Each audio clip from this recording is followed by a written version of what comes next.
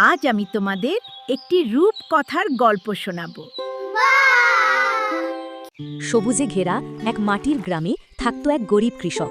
তার সংসারে ছিল স্ত্রী আর ছোট্ট একটি মেয়ে। এক সকালে কৃষক কাজে বেরোতেই ছোট্ট মেয়েটি হঠাৎ তাকে ডেকে বলল, বাবা, আমার পিঠাপুলি চাই, সবাই খাচ্ছে। আমার কাছে পয়সা নেই মা, তুই বোঝবার চেষ্টা কর। কিন্তু কেন? আরে কাজটা দ্রুত করো। হ্যাঁ বাবু, এই তো নামাচ্ছি। সারা দিন কাজের পর কৃষক মোড়লের কাছে টাকা চাইল, কিন্তু মোড়ল টাকা দিল না।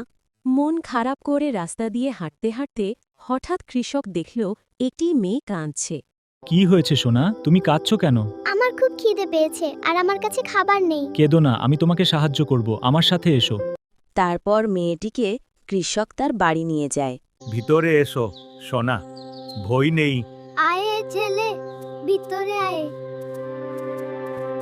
তারপর মেয়েটিকে কৃষকের বউ মুড়ি আর বাতাসা দিল। নাও মা, এটা তোমার জন্য করডু তো। ও, ধন্যবাদ দিদি। হঠাৎ মেয়েটি পরীর রূপ নেয়। কৃষককে জাদুর কাঠি দিয়ে বলে, তুমি এখন এই জাদুকাঠির ক্ষমতার অধিকারী। এটি যত্ন সহকারে ব্যবহার করবে এবং সর্বদা ভালো কাজে লাগাবে। তোমাদের মঙ্গল হোক। কৃষক মাটির বাটিতে জাদুর কাঠি ছোঁয়াতেই দেখো কি সুন্দর মিষ্টি তৈরি হচ্ছে।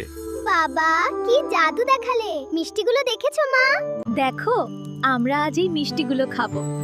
বাহ, কি সুন্দর! হ্যাঁ, খেতে খুব ভালো লাগবে। কৃষক বাড়িতে জাদু কাঠি ছোঁয়াতেই জাদুকাঠির ছোঁয়ায় আজ আমাদের দিন ফিরল। ওহো, বাড়িটা কত সুন্দর হয়ে গেল! বাবা, এটা তো রূপকথার বাড়ির মতো লাগছে। আমার গল্প এখানেই শেষ হলো।